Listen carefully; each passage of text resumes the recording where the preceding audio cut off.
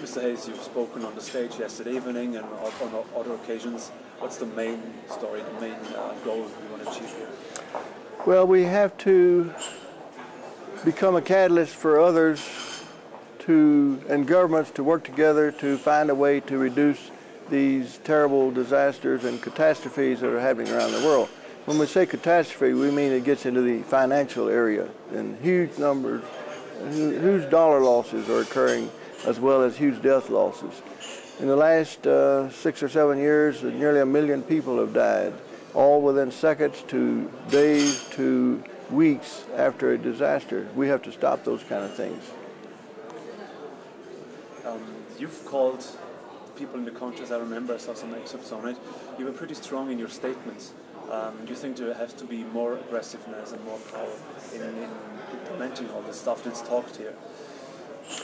Well, the theme here is from thought to action. So yes, we have to work harder on the thinking and we have to be louder about the action.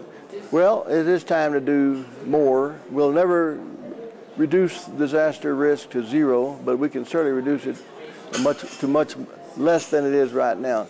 So we're calling for Project Legacy. Everyone likes to leave a legacy. Everyone is working toward certain things that all lead toward their legacy. So we want to accelerate that pace.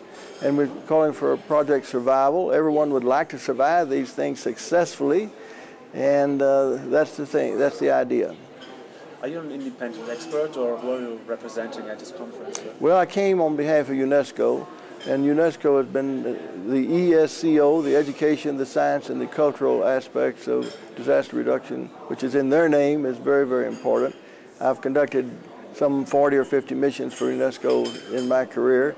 I'm now retired from the United States Geological Survey, so our interests coincide, and we're still trying to find new ways for people to do more in terms of building their legacy, and for governments to do more in terms of making the survivability of the people much higher.